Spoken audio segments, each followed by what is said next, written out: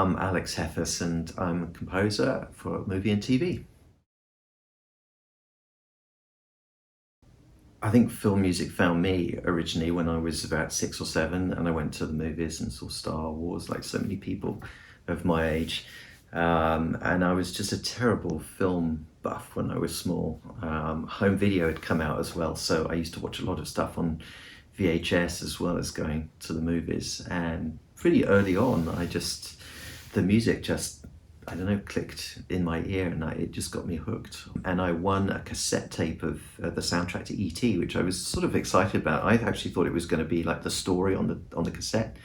And I remember putting the cassette in the machine and playing it. It was just the music. And first of all, I was like, oh, this is just the music from the film. And then as I started to listen to it, I was like, wow, this is actually really amazing. And I remember it was my first piece of film of memorabilia.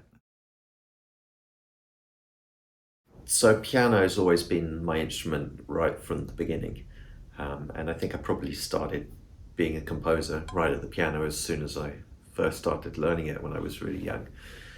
And that's continued, and I've sort of been obsessed with the piano always. I still like to come back to the piano and use it as a way of like consolidating my thoughts about what I'm writing. I guess it's a big part of me. That's a question a lot of people ask me, and I gave the same answer to someone just the other day when they asked me the same thing. And what I always say, which slightly annoys people, is that they're just both of them are tools, and so as far as I'm concerned, both of them are really useful.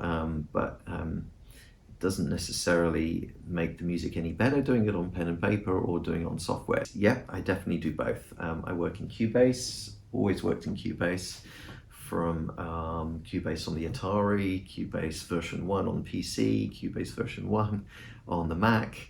I find the more tools you've got, the more things you can, put in your tool bag, the better.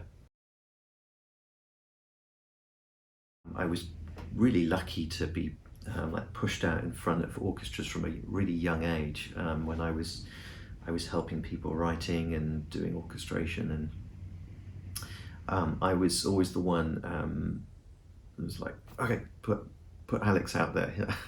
So I was really lucky to grow up in front of orchestras conducting and learning as I went. If the notes are right there on the page, really, I always think my job as a conductor in a session is to be able to answer questions and make musical fixes on the fly and just give the confidence that everyone is coming in on the downbeat and try and stay out of the way.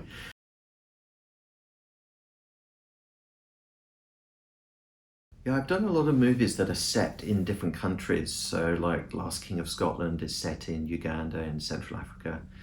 Mandela, Long Walk to Freedom in South Africa. So when we did Last King of Scotland, Kevin MacDonald got me out to Uganda early on, and we recorded a lot of stuff out there.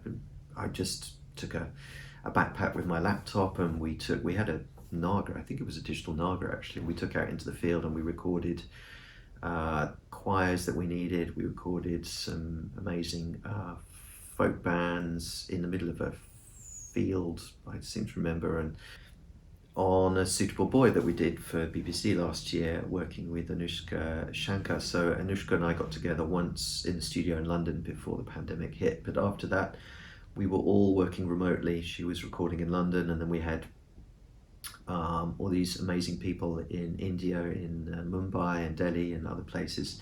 I don't really like to write out those lines if I'm working with someone playing, tabla or bansuri or something like that. There's little point me writing out a line. I definitely demo stuff and make so you get a good idea of what it sounds like, but always looking for a little bit of entropy, a little bit of something unexpected. So there's a movie we did for Netflix that is just coming out or just out called Intrusion. We can put maybe a link below, which is a thriller with Frida Pinto.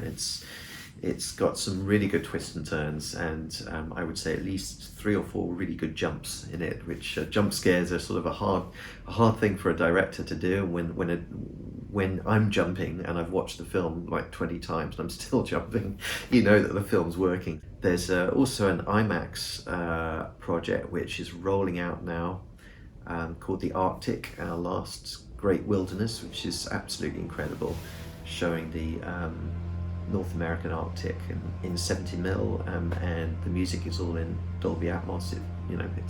It's an amazing experience. So I think the record is out now on Lakeshore Records, so we can put a link as well to that. Okay, we've got the tree felling going on. Thanks, Polo and the ICF. I'm really excited that you're going to be playing a whole load of my music at the festival next year. That's May 22, I believe. So fingers crossed with COVID, I can be there with you, and let's all keep well and see you next year at the festival.